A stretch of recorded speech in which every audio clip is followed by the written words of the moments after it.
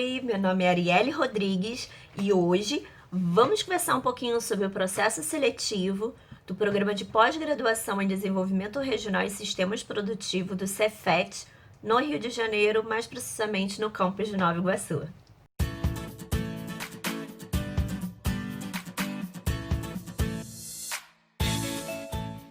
Então, pessoal, hoje a gente vai conversar um pouquinho sobre o processo seletivo 2021.1. Ou seja, é um processo seletivo que está aberto agora no final de 2020, mas para ingresso no começo de 2021. De uma forma geral, esse vídeo ele vai falar especificamente deste processo seletivo, mas você pode aproveitar algumas dicas, alguma informação para outros processos seletivos, até mesmo deste programa mais no futuro, tá bom? Então vamos fazer por quadros, né? Eu vou falar um assunto mas que está no edital, explicar algumas coisinhas, espero que fique fácil de digerir, né? E que você possa aproveitar este conteúdo. Depois eu vou ver se eu faço um outro vídeo falando de uma forma geral sobre os processos seletivos de pós-graduação, principalmente de mestrado, que é o que eu tenho experiência, tá bom? Mas então, eu fiz uma colinha aqui, né?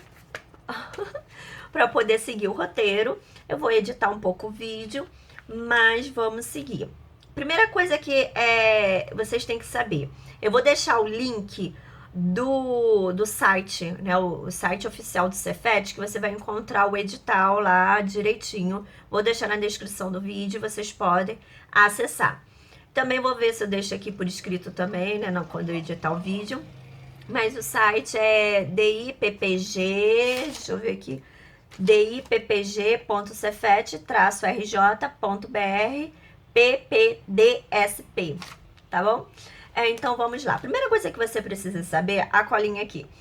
Para você participar de um programa de pós-graduação, você tem que ter cursado, né, já concluído, ou está no último período com data de colação de grau antes da matrícula, tá bom? Tem que ter um curso completo em bacharelado ou licenciatura, tá bom? Esse processo seletivo específico do mestrado em Desenvolvimento Regional e Sistemas Produtivos de 2021.1, ele não aceita tecnólogo.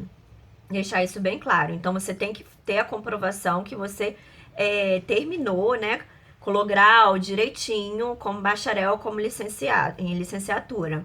Lembrando que, eu estou no último período, Arielle, eu termino em dezembro. Posso participar? Pode participar, mas você vai precisar de uma declaração que aprove que você está no último período e que você vai terminar nesse ano de 2020, né, com previsão de colação de grau até antes do início das aulas, tá bom? Outro ponto aqui na minha colinha, o mestrado, ele tem a duração de 24 meses, ou seja, 2 anos. Sendo que o primeiro ano, ele é dedicado para as disciplinas, né? Nesse mestrado específico, o PPDSP, que é Programa de Pós-Graduação em Desenvolvimento Regional em Sistemas Produtivos do Cefet, Rio de Janeiro, no campus de Nova Iguaçu, você tem que cursar 8 disciplinas no primeiro ano, sendo que dessas 8, 2 disciplinas são obrigatórias. As demais são disciplinas optativas, né? Que você vai ter que cumprir elas por causa da questão da carga horária, mas até você tem que ir escolhendo ela de acordo com a sua ideia, com o seu projeto de pesquisa e sempre com a anuência, né? Com a autorização do seu orientador. No mestrado, trimestral do Cefet, é trimestral, ou seja, você tem a aula, tem que cumprir, né, em 3 meses. É bem puxado, bem corrido, diferente da graduação que costuma ser semestral, né, 6 meses. E deixa eu verificar aqui. Tá. Pode ser ofertado, né? As disciplinas, elas podem ser ofertadas tanto de manhã, quanto à tarde, quanto à noite, tá bom? E também em qualquer um dos 3 turnos. Só que esse mestrado, ele é do campus, especificamente ele está instalado no campus de Nova Iguaçu. Então, as disciplinas obrigatórias você vai ter lá no campus de Nova Iguaçu. Vão ter várias disciplinas também para as optativas que você pode cursar, mas existe a possibilidade de ser ofertado em outros campos também. Aí cabe você fazer a disciplina de acordo com a aderência do seu projeto ou não, tá? Por exemplo, quando eu cursei, eu fiz uma disciplina no Cefet do Maracanã. Era uma disciplina que me interessava, iria me ajudar muito, então eu fiz no Cefet Maracanã. Para você fazer uma disciplina fora do seu programa de pós-graduação, você pode fazer até duas. Então, daquelas 8 obrigatórias, 8, 2 são obrigatórias, e dessas 6 você pode fazer 2 fora do Cefet, tá? Do seu programa de pós-graduação. Ou seja, 4 você tem que fazer no seu programa de pós-graduação. Só para deixar isso ciente. Aí, após o primeiro ano, você se dedica mais à sua dissertação. Aí é só você orientador, você na reunião com ele. Que eu tô falando do processo seletivo e um pouquinho da estrutura do que seria esse programa de pós-graduação.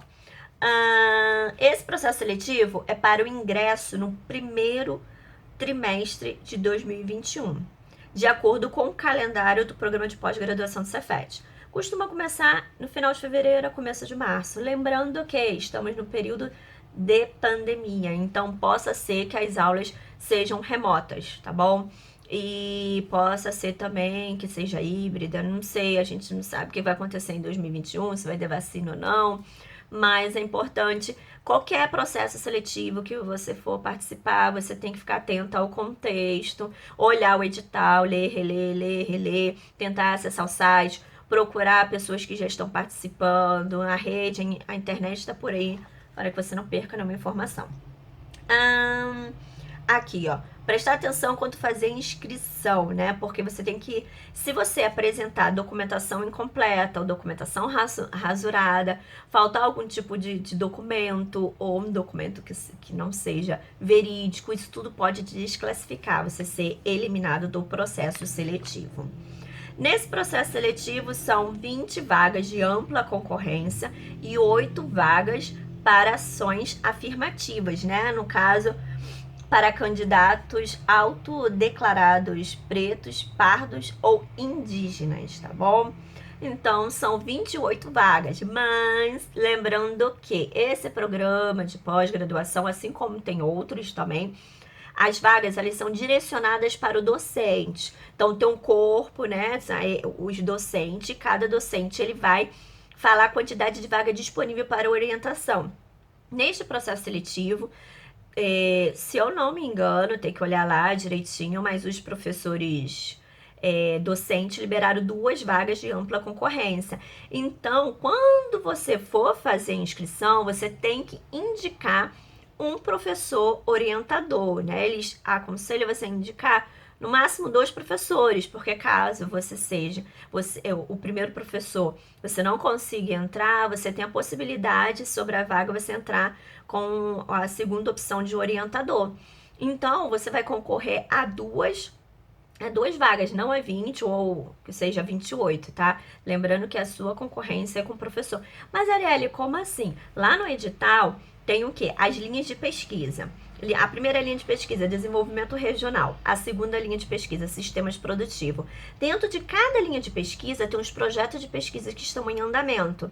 Você vai olhar cada projeto de pesquisa e verificar qual que tem mais aderência ao que você propõe a pesquisar. Aí, quando você escolher um projeto de pesquisa, você vai ver quais são os professores disponíveis ali.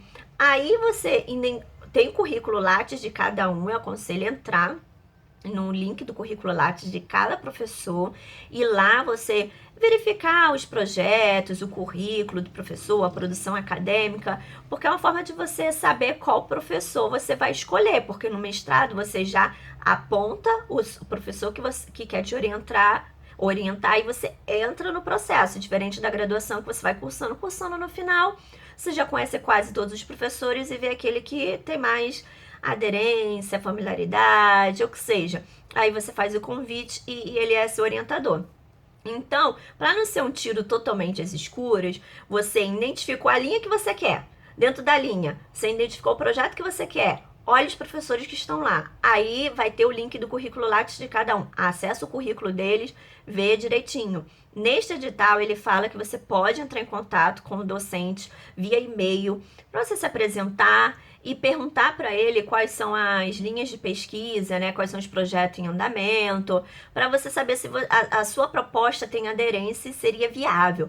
O professor docente, ele não vai te ajudar na construção do seu projeto de pesquisa, não. É só para você saber se, por exemplo, você quer falar sobre um assunto X, mas aquele professor ele não fala sobre esse assunto X, ele só fala sobre o Y. Então você vai o quê? Sinalizar ele na hora do processo seletivo? Vai ser um tiro errado. Então essa forma de você poder mandar um e-mail, ele vai poder te responder e falar, olha só, não tenho interesse, não tem aderência às minhas propostas, não é viável. Ele vai conversar com você e isso é algo bom, tá? Não deixem de mandar um e-mail.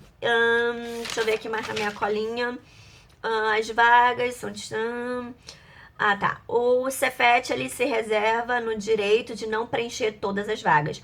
Ou seja, se tiver um número menor de inscritos, o processo seletivo ele vai acontecer. E se tiver um número maior, vamos falar que tem 50 pessoas que se inscreveram, mas só passaram 10.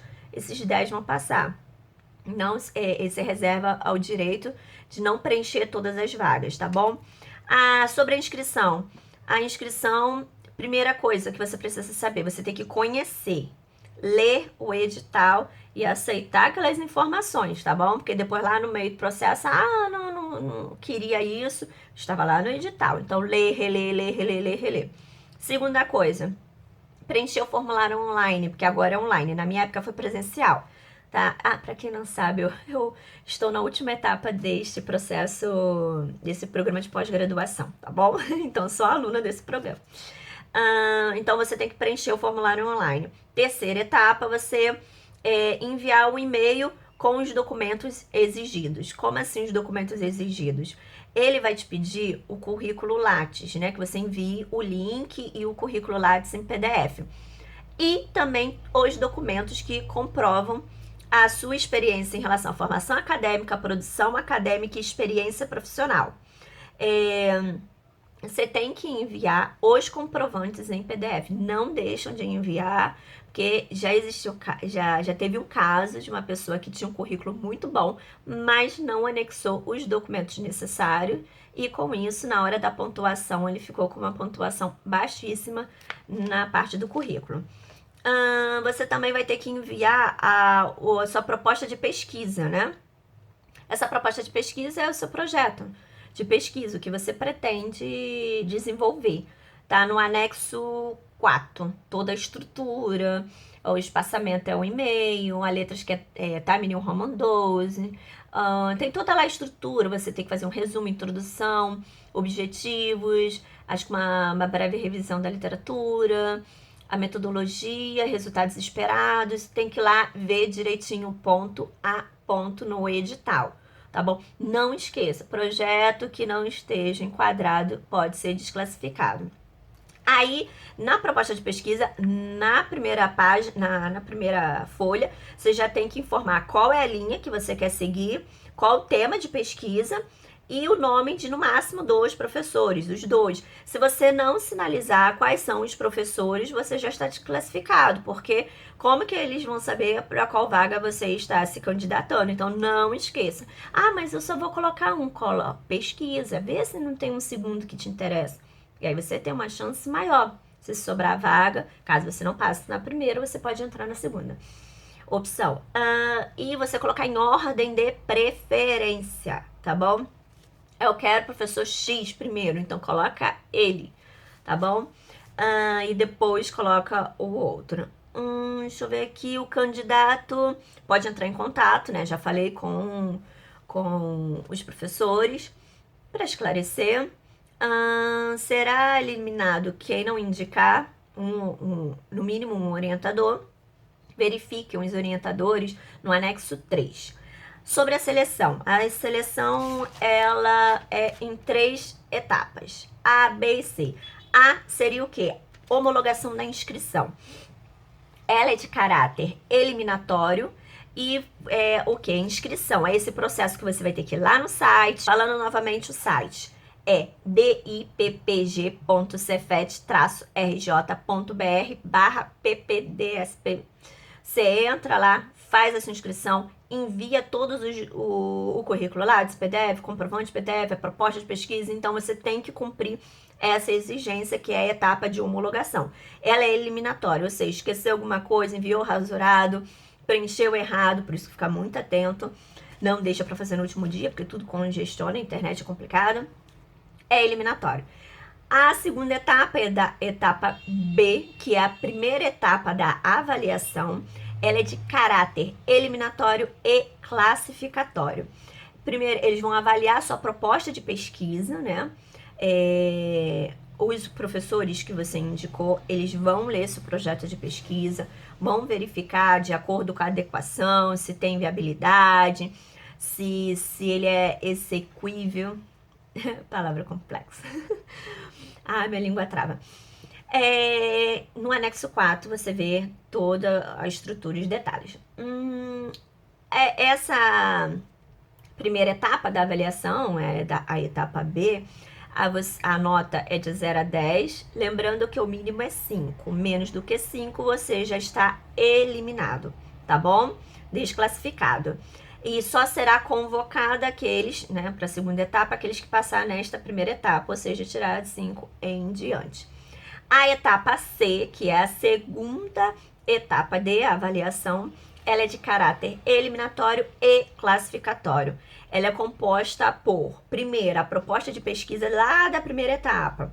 Ela entra também aí. Ou seja, se você passou na primeira, vai para a segunda, é a primeira etapa. A segunda, formação acadêmica, né? Eles vão olhar o seu currículo em relação à graduação, se tem pós-graduação, atividades que você tenha feito de iniciação científica, monitoria, extensão. Então, a análise do seu currículo para pontuar. E tem a produção acadêmica, que artigos publicados em periódicos, revistas internacionais ou não, indexada que seja da CAPES, em anais de congresso. Então, eles vão analisar o seu currículo aí. Depois, eles vão ver a experiência profissional, se atua na área da sua proposta de pesquisa também, eles vão pontuar em relação a isso. E, por último, seria a arguição oral. O que seria a arguição oral? É a defesa da sua proposta para verificar a qualidade de execução, tá bom? Eles vão considerar o seu conhecimento em relação ao tema, a clareza, coerência, viabilidade de execução e tempo para desenvolver este projeto. Então, é importante lembrar que todo esse processo você passou de uma etapa e você dá habilitado para a outra, tá? É importante comprovar as experiências com documentação no Lattes. Falando de novo, eu tô reforçando, já falei isso, vou falar de novo. Não esqueçam. Não esqueçam também. Eu não tenho currículo Lattes. Vai lá, eu vou ver se eu deixo o link aqui também. Lá no site do CNPq da CNPq Lattes, e você faz o seu currículo Lattes lá. Lembrando, não deixa por último dia, porque a plataforma às vezes é instável, você não vai conseguir, e às vezes ela demora até 24 horas para atualizar e mostrar o seu nomezinho. Ai, gente, carro na rua fazendo propaganda. Ignoram o som de fundo aí, não sei se vai estar para ouvir. Então, não deixe para fazer tudo na última hora, não esqueçam. E não esqueçam da comprovação. Sobre a arguição, vamos falar sobre a arguição. Ela poderá ser presencial ou online, remota. No caso, estamos no meio de uma pandemia, 99,9% que vai ser remoto, tá? Então, prepare-se, vocês têm que... Ai, meu Deus, que som de fundo. É laranja, gente. É laranja. Não, é o carro do ovo, o carro da laranja que tá passando. Então, a arguição. Você, onde é que eu tava? Meu Deus, Jesus, me perdi. Voltando, tá? A arguição, você Eles vão divulgar, né, a partir do dia 11 de dezembro, a agenda do dia e do horário. Também eles vão divulgar o link para você entrar. Você tem que se responsabilizar pelo um local adequado. O que é local adequado? Que não tenha tanta interferência, né? Um fundo mais ou menos amigável, vamos falar assim, né? Um fundo legal. E também questão da internet, né? Eu aconselho, tá? Tenho muito medo, né? Ai, vai, internet, meu Deus, se não funcionar, o que vai acontecer? Aconselho vocês, se puder, né?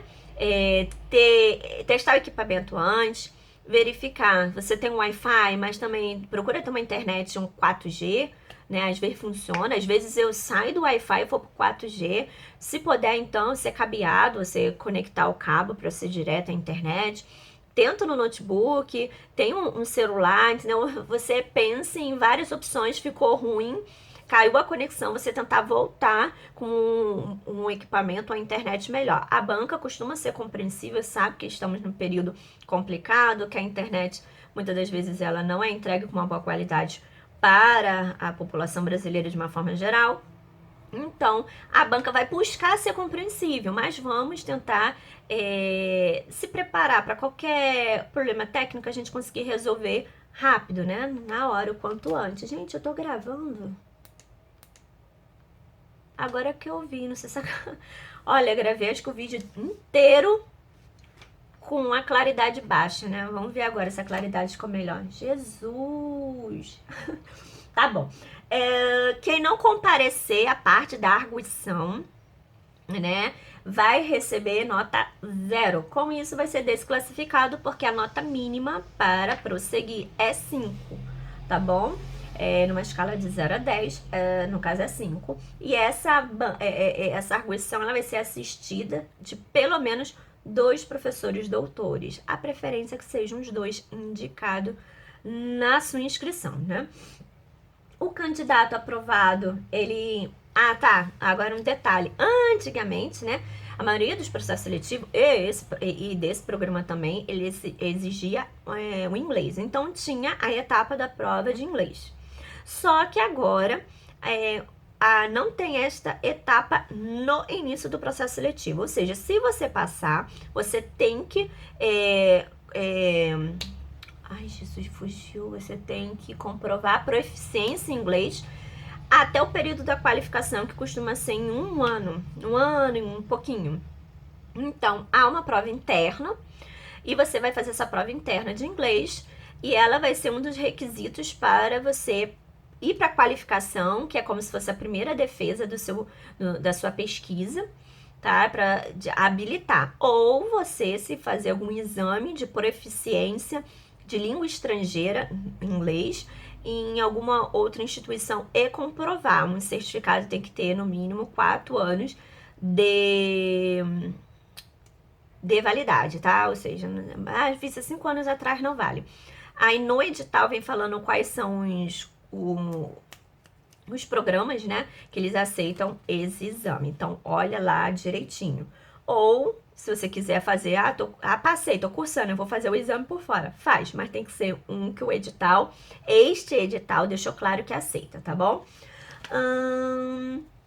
Lembrando, não é porque não tem o inglês que está mais fácil, tá? A banca, ela vai ter o mesmo rigor na hora da análise, tá bom? É importante destacar que um aluno de pós-graduação, ele precisa ter o domínio no inglês, o domínio, pelo menos, na parte da leitura e escrita. Não precisa ser fluente em si no inglês, né? Mas você precisa, porque são muitos artigos para você ler, o conteúdo, né? A pesquisa em si são na língua inglesa, então você precisa ter o inglês. Então, de uma forma geral, acho que eu já falei tudo que seria importante neste processo seletivo do Programa de Desenvolvimento Regional e Sistemas Produtivos do Cefet, é o Centro Federal de Educação Tecnológica Celso, eu não sei falar de Socorro da Fonseca, do Rio de Janeiro, no campus de Nova Iguaçu, tá? Eu vou falar aqui algumas datas importantes. A inscrição é até dia 27 de novembro de 2020, até sexta-feira. A homologação, que é dia 30 de novembro. A divulgação da banca é dia 2 de dezembro.